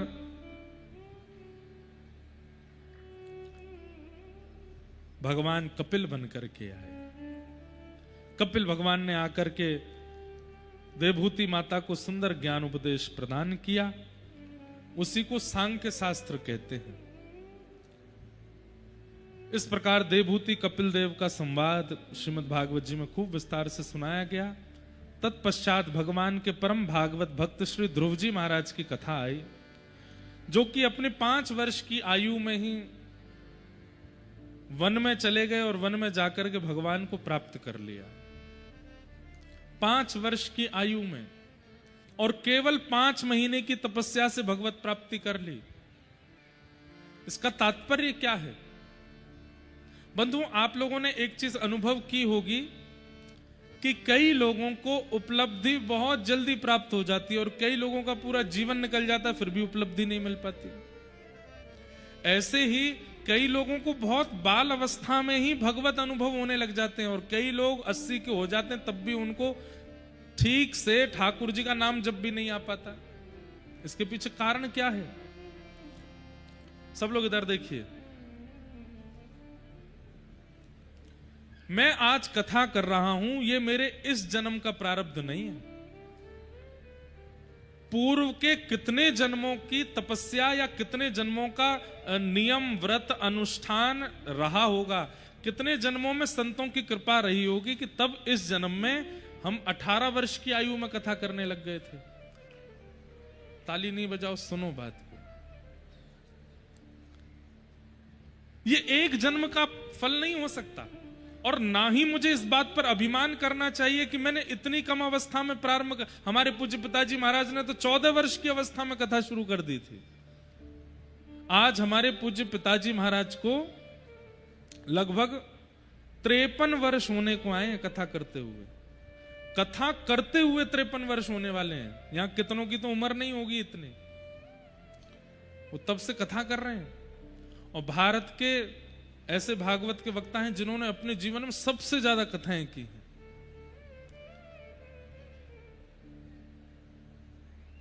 चौदह वर्ष की अवस्था में तो प्रथम कथा करने लगे थे, और वो भी ऐसे नहीं कि बस दिखा कि कोई काम धंधा नहीं हो रहा तो चलो कथा ही कर लेते, नहीं। 7-7.5 वर्ष की आयु में घर छोड़ करके गुरुदेव के सन्निधि में चले गए। अनंत श्री विभूषित श्री रामानुज प्रपन्नाचार्य गुरु जी 7.5 वर्ष की आयु में, 7.5 वर्ष के बालक को देखिए आजकल, इतनी सिंसियरिटी दिखती है उसके अंदर, इतना गंभीर होता है 7.5 वर्ष का बालक कि घर छोड़ के चला जाए पढ़ने के लिए। हमारे पूज्य पिताजी महाराज 7.5 वर्ष की आयु में गांव से यमुना पार करके, यमुना पार हमारा पिताजी का पैतृक गांव है भांडीर वन के पास, वहां से पिताजी आए वृंदावन। वृंदावन में आकर के पहले रास लीला में श्री कृष्ण बनते थे और कृष्ण का अभिनय करते थे। अब सुनिएगा थोड़ा, पिताजी का चरित्र सुनो। 7.5 वर्ष की आयु में, 7 वर्ष की आयु में श्री कृष्ण बनते थे रासलीला में पूज्य पिताजी। और उस काल में लगभग आज से 60 वर्ष पुरानी, 60 नहीं, लगभग 55-56 वर्ष पुरानी बात बता रहे हैं। तब कथाएं इतनी नहीं होती थी, पर कथा इतनी लोगों को समझ में नहीं आती थी, बहुत कठिन कथाएं होती थी, इसलिए रासलीलाएं ज्यादा होती थी। तो रासलीला में भीड़ होती थी खूब, और रासलीला में बड़े बड़े आचार्य, बड़े बड़े संत भी जाया करते थे, क्योंकि तब सिनेमा होता नहीं था। तो ठाकुर जी कैसे लीला करते हैं उसको देखने का कोई जरिया होना चाहिए, तो रासलीला देखते थे। तो हमारे पूज्य पिताजी महाराज के गुरुदेव, शिक्षा गुरु अनंत श्री विभूषित श्री रामानुज प्रपन्नाचार्य गुरु जी कथा वो रासलीला में आते, और रासलीला जब देखते तो जब पिताजी कृष्ण बनकर के आते तो हमारे गुरुजी को लगता मैं पूरे दिन जो कथा पढ़ाता हूं, भागवत पढ़ाता हूं बच्चों को, उसमें जो कृष्ण का वर्णन करता हूं वो यही है, यही बालक है। अब तो वो जैसे किसी व्यक्ति को आदत लग जाती है ना किसी को देखने की, ऐसे हमारे पूज्य दादा गुरुदेव पिताजी को देखने जाते थे रासलीला में, इतने सुंदर लगते थे। लेकिन एक दिन उन्होंने मन में विचार किया कि ये बालक धीरे धीरे बड़ा हो जाएगा, अभी 7 वर्ष का है, कल 12 वर्ष का होगा, 15, 16, 18 वर्ष का होगा, और जब ये बालक 20-21 साल का हो जाएगा फिर तो कृष्ण बनेगा नहीं, तब तो फिर उसी को कंस बना दिया जाएगा, और मेरे नेत्र और किसी रूप में इनको स्वीकार कर नहीं सकते, क्या करूं? तब उन्होंने विचार किया कि इस बालक को पढ़ा लिखा करके मैं विद्वान बनाऊं, ताकि जो लीला ये आज अभिनय में कर रहा है वो लीला ये वाणी के द्वारा कह के सुनाए और जनमानस में भक्ति की स्थापना करे। तब गुरुजी ने पूज्य पिताजी को रास लीला से ले लिया। हमारे दादाजी से बात करके रास लीला मंचन करने वाले परम पूजनीय पद्मश्री विभूषित श्री राम स्वरूप शर्मा जी, जिनके रासलीला में पिताजी कृष्ण का अभिनय करते थे, उनसे पिताजी को ले गए, और माताजी पिताजी मतलब हमारी दादी दादा से कहा कि जब तक बालक पढ़ लिख के बिल्कुल विद्वान ना हो जाए आप लोग वृंदावन नहीं आएंगे देखने के लिए कैसे पढ़ाता हूं, कहां रहता, मैं पढ़ाऊंगा, मेरी जिम्मेवारी। और 5 वर्ष अथक मेहनत करके पूज्य पिताजी को पढ़ाया दिन रात। गुरुजी विद्यालयों में पढ़ाने जाते थे तो पिताजी साथ में झोला लेके चलते थे, विद्यालय में पढ़ते थे। फिर वापस गुरुजी के निवास पर आकर के पिताजी रोटी सब्जी बनाते, प्रसादी बनाते, ठाकुर जी का भोग लगाते, फिर गुरुजी को पवाते, फिर गुरुजी पढ़ाते, उसके बाद पिताजी पाते। इतना परिश्रम किया। किस अवस्था में? 7.5 वर्ष की अवस्था में। और 14 वर्ष की अवस्था में अपने जीवन की पहली भागवत की कथा की। आज पिताजी को 53-54 वर्ष हो गए कथा करते हुए।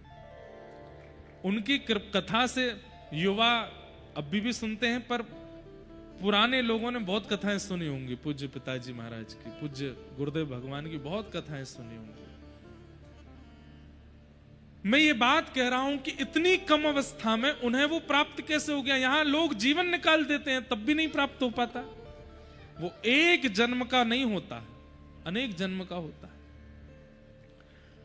संसार में किसी भी प्रकार की उपलब्धि मिले, चाहे वो भौतिक उपलब्धि मिले, भौतिक उपलब्धि मिले या आध्यात्मिक उपलब्धि मिले, अगर बहुत कम समय में और बहुत जल्दी मिल जाती है तो इसका मतलब है कि पूर्व से चली आई है।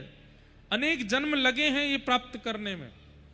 ध्रुव जी महाराज को 5 महीने में ठाकुर जी मिल गए। इसके पीछे प्रमाण ये था कि ध्रुव जी एक नहीं अनेक जन्मों से तपस्या कर रहे थे और भगवत प्राप्ति में केवल 5 महीने की तपस्या शेष रह गई थी। तो वही जब ध्रुव बन करके आए तो 5 महीने की तप करके उन्होंने भगवत प्राप्ति कर ली। इसलिए कई लोग एक संशय करते हैं कि महाराज जी इतना भजन करते हैं, इतना सब कुछ करते हैं, पर ठाकुर जी का अनुभव क्यों नहीं होता? क्योंकि हो सकता है कि आप अभी प्रारंभिक स्थिति में हो। छोड़िए मत, करते रहिए। भगवत प्राप्ति में कई बार एक दिन भी काफी होता है और कई बार एक पूरा युग निकल जाता है प्रतीक्षा करते। मीराबाई को 2 युग बाद ठाकुर जी मिले। मीराबाई कौन है? ये पूर्व जन्म की माधवी नाम की गोपी हैं, जो कि द्वापर में वृंदावन में आई थी भगवान के सखा से विवाह करके। लेकिन उस समय ठाकुर जी ने इनको प्राप्त नहीं किया। ठाकुर जी ने इनको कहा कि तुमको 1 युग तक प्रतीक्षा करनी पड़ेगी, तब मैं मिलूंगा।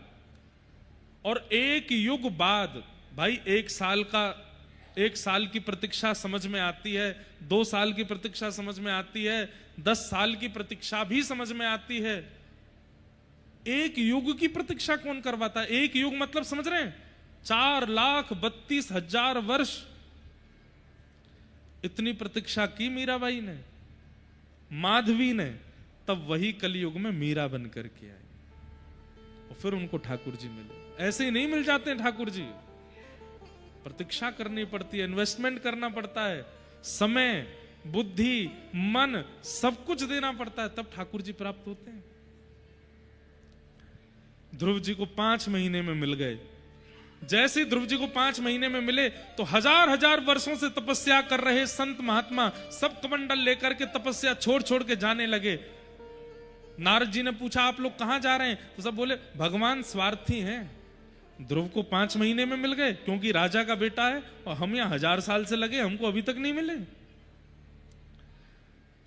तब नारद जी महाराज ने ध्रुव जी का संपूर्ण बताया, कितने वर्षों से और कितने जन्मों से ध्रुव जी तपस्या कर रहे थे। केवल 5 महीने की तपस्या बची थी, वो अब जाके पूरी हुई और तब भगवान मिले। इसलिए भगवत प्राप्ति में अच्छा एक बात और, आप कहेंगे कि महाराज जी एक निश्चित समय बताइए, कितने जन्म लगते हैं ठाकुर जी को प्राप्त करने में? बहुत ध्यान से सुनिएगा, सब लोग इधर देखो, यहां देखो।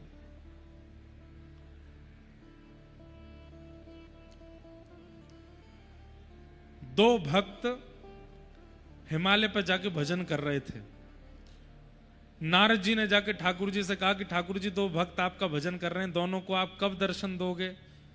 तो भगवान ने कहा पहले भक्त से तो कह देना उसके पीछे जो वृक्ष है उसमें जितने पत्ते हैं उतने वर्षों में दर्शन दूंगा, और दूसरे भक्त से कहना उसके पीछे जो वृक्ष है उसमें जितने पत्ते हैं उतने दिन में दर्शन दूंगा। नारद जी बोले इतना भेदभाव? दोनों साथ में हिमालय पर गए हैं और एक व्यक्ति को आप कह रहे हो कि वृक्ष में जितने पत्ते उतने वर्ष में दर्शन दोगे, और एक को कह रहे हो जितने पत्ते उतने दिन में दर्शन। ये कैसा आपका क्रिया है? ठाकुर जी बोले वो मत पूछो, बस जाके बोल दो। तो नारद जी भक्त के पास गए। पहले भक्त के पास बड़ी प्रसन्नता में गए। नारद जी बोले भाई इसके तो इतने ही दिन बचे हैं, ठाकुर जी मिल जाएंगे। उसने कहा हे नारद जी बताइए ना ठाकुर जी कब आएंगे। बोले तुम्हारे पीछे जो वृक्ष है उसमें जितने पत्ते हैं इतने दिन और लगेंगे, बस ठाकुर जी आ जाएंगे। उसने पीछे वृक्ष देखा तो उसमें थे करीब 1000-1500 के करीब पत्ते होंगे। देख करके बोला अभी इतने दिन और लगेंगे ठाकुर जी को आने में। बोले हाँ भैया अभी इतने दिन कौन सी बड़ी बात है, जल्दी निकल जाएगा। तू तो आनंद मना, इतने दिन ही लग रहे हैं, उसकी क्या हालत होगी, उसको तो इतने वर्ष लगेंगे अभी। लेकिन वो भक्त रोने लगा, मैं घर छोड़ के, पत्नी छोड़ के, बच्चे परिवार सब छोड़ करके आया, ठाकुर जी अभी इतने दिन और लगाएंगे।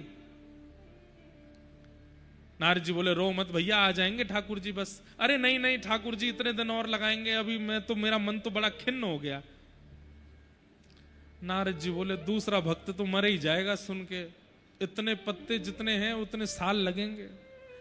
नारद जी जाकर के बोले भैया, उसने कहा प्रभु मुझे भगवान कब मिलेंगे। बोले भैया तुम्हारे पीछे जो वृक्ष है ना इसमें जितने पत्ते हैं इतने वर्ष लगेंगे ठाकुर जी को आने में।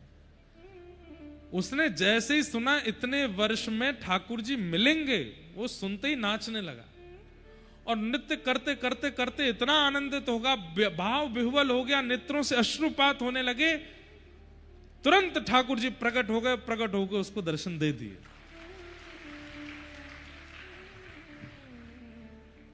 नारद जी ने ठाकुर जी का हाथ पकड़ा, झूठे हो आप, और खुद तो झूठे हो ही, मुझसे भी झूठ बुलवाते हो। ये क्या किया आपने? आपने कहा था उसको बोलना इतने पत्ते हैं इतने दिन में मिलूंगा, इसको बोलना कि इतने वर्ष में मिलूंगा, और वो तो बेचारा दिन सुन के घबरा गया और ये वर्ष वाला नाचने लगा, तो आप तुरंत प्रकट हो गए। ठाकुर जी अब भी नहीं समझ में आया। बोले क्या? बोले मेरे मिलन में अवधि मायने नहीं रखती, दिन मायने नहीं रखते, समय मायने नहीं रखता, उत्साह मायने रखता है कि उत्साह कितना है। इस भक्त को इतने वर्ष बाद ही मिलना था, लेकिन इसका उत्साह इतना तीव्र हुआ कि उस उत्साह के कारण इसके वृक्ष में जितने पत्ते में जितने वर्ष थे वो वर्षों की अवधि घटती गई घटती गई घटती गई, और वो सारा उत्साह सारे वर्ष को समेट ले गया और मैं प्रकट हो गया। समझ में आई बात? अगर ठाकुर जी ने निश्चित किया है कि मैं इंद्रेश को 5 साल बाद मिलूंगा, और अगर मैं अभी उत्साहित होकर के भुजा उठा करके नृत्य करने लगूं, भगवत विरह में रुदन करने लगूं, भगवत प्रेम में व्याकुल हो जाऊं, तो 5 वर्ष की अवधि 5 मिनट में पूरी हो जाएगी, ठाकुर जी मिल जाएंगे। समझ में आई बात? ठाकुर जी से मिलन में अवधि नहीं है, ठाकुर जी से मिलन में उत्साह। एक हमारे वृंदावन के चौबे थे, मथुरा के चतुर्वेदी ब्राह्मणों को हमारे यहां पे चौबे बोलते हैं।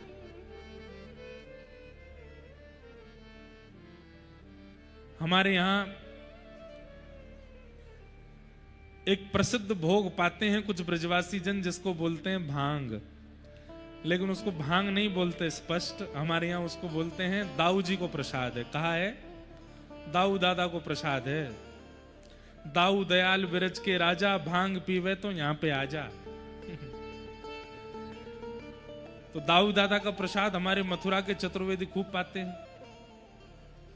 एक चतुर्वेदी जी ने बढ़िया सुंदर दाऊ दादा का प्रसाद पाया, ठंडाई बना के पी गए और बोले सबसे मैं तो जा रहा हूं गोकुल, मथुरा से पल्ली पार गोकुल है, और जमुना जी में बैठ करके जैसे ही बोले नाव ते जा रहा हूं, गोकुल दर्शन करके आऊंगा। विश्राम घाट से जैसे नाव में बैठे, यमुना जी में नाव में बैठ करके पतवार चलाने लगे। अब तो दाऊ दादा को प्रसाद पा रखो है, बड़े प्रेम भाव से नाव से चलाते जा रहे हैं, चलाते चलाते चलाते सुबह से शाम हो गई, लेकिन गोकुल नहीं आया। और यमुना जी इतनी बड़ी नहीं है, नेकी है, ये पंडाल का दुगना इतनी बड़ी है यमुना जी, वहां गोकुल है सामने।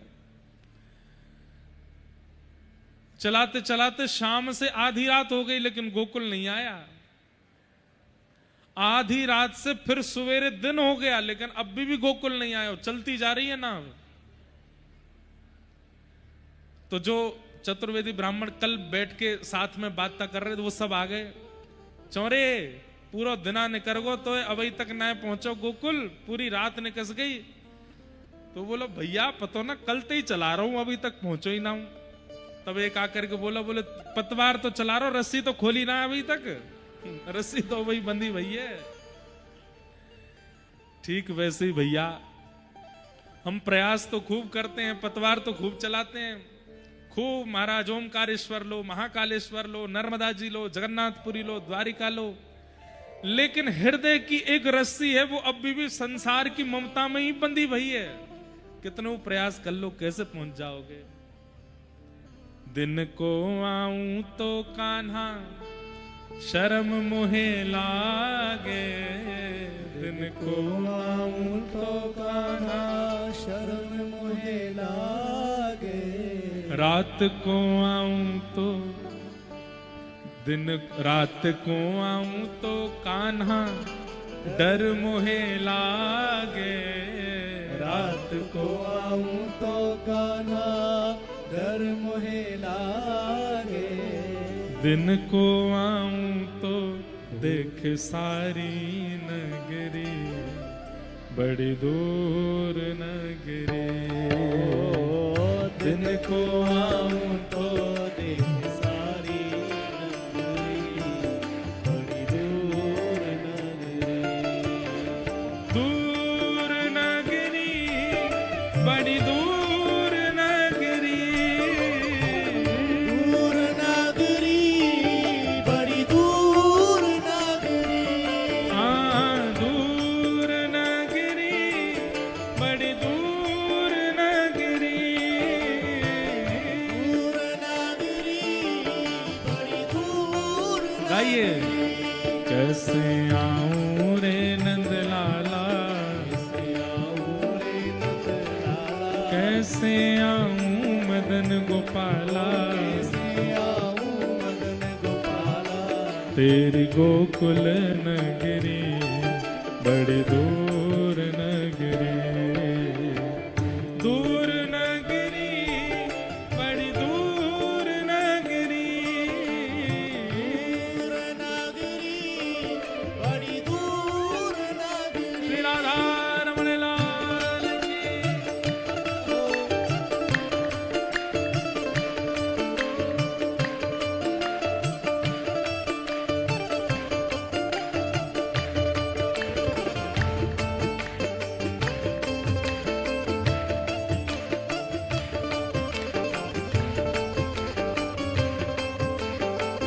बोल गिरिराज धरण की।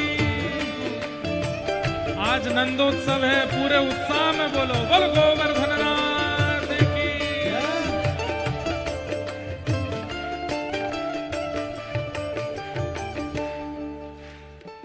मीरा के प्रभु गिरधर नागर, मीरा के प्रभु गिरधर नागर, मीरा के प्रभु गिरधर नागर,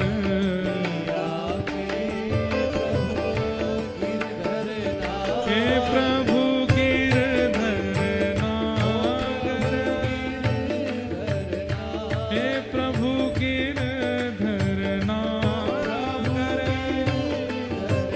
हे प्रभु नटवर नागर, हे प्रभु गिरधर नागर, ओ मीरा के प्रभु गिरधर नागर, मीरा के प्रभु तुमरे दर्श बिन मैं तो हो गई बाबरी, बड़ी दूर नगरी, हाँ तुमरे दर्श बिन मैं तो हो गई बाबरी, बड़ी दूर। वैसे ये बात आप भी कह सकते हैं। 2 बजे से तैयार रह के बैठे, ठाकुर जी गोकुल कब आएगो, हम गोकुल कब पहुंचेंगे। आज तो कथा 7 बज गए, अभी तक गोकुल के नामो निशान नहीं है दूर तक।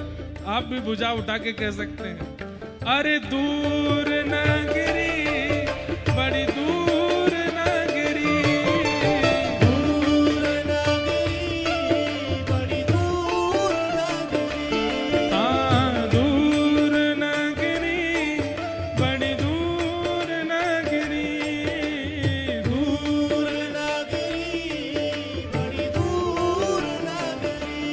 कैसे आऊं रे नंदलाला, कैसे आऊं मदन गोपाला, ओ कैसे आऊं रे नंदलाला, ओ कैसे आऊं मदन गोपाला,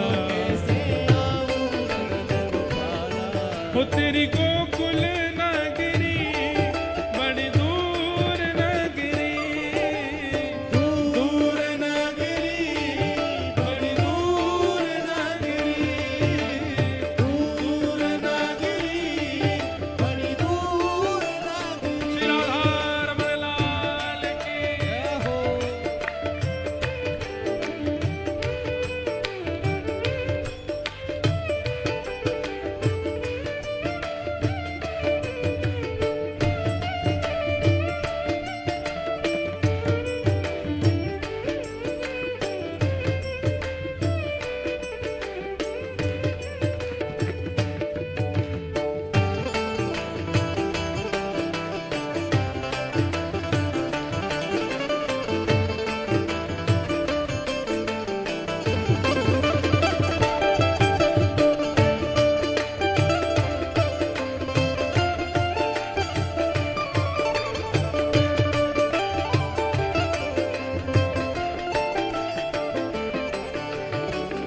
सखी संग आऊं कान्हा, सखी संग आऊं कान्हा, शर्म मोहे लागे, सखी संग आऊं कान्हा, शर्म मोहे लागे, सखी संग आऊं कान्हा, शर्म मोहे लागे, संग आऊं कान्हा, शर्म और मोहे लागे। अकेली आऊं तो भूल जाऊं डगरी बड़ी दूर नगरी, हाँ अकेली आऊं तो भूल जाऊं डगरी बड़ी दूर नगरी, हाँ धीरे धीरे चलूं कान्हा, कमर मोरी लचके, धीरे धीरे चलूं कान्हा, कमर मोरी लचके, धीरे धीरे चलूं कान्हा, कमर मोरी लचके, धीरे चलूं कान्हा, कमर मोरी लचके। ओ झटपट चलूं तो छलकाए गगरी बड़ी दूर नगरी, हाँ झटपट चलूं तो छलकाए गगरी,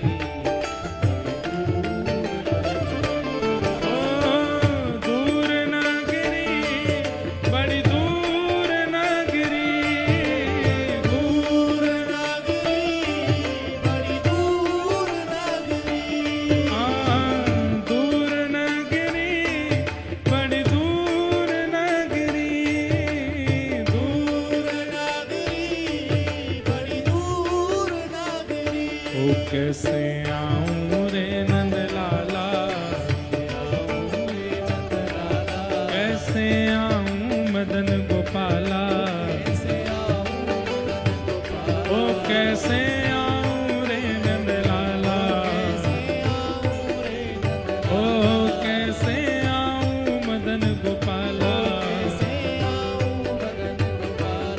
तेरी गोकुल नगरी बड़ी दूर नगरी, दूर नगरी बड़ी दूर नगरी, दूर नगरी बड़ी दूर नगरी। हे गोविंद मेरो है,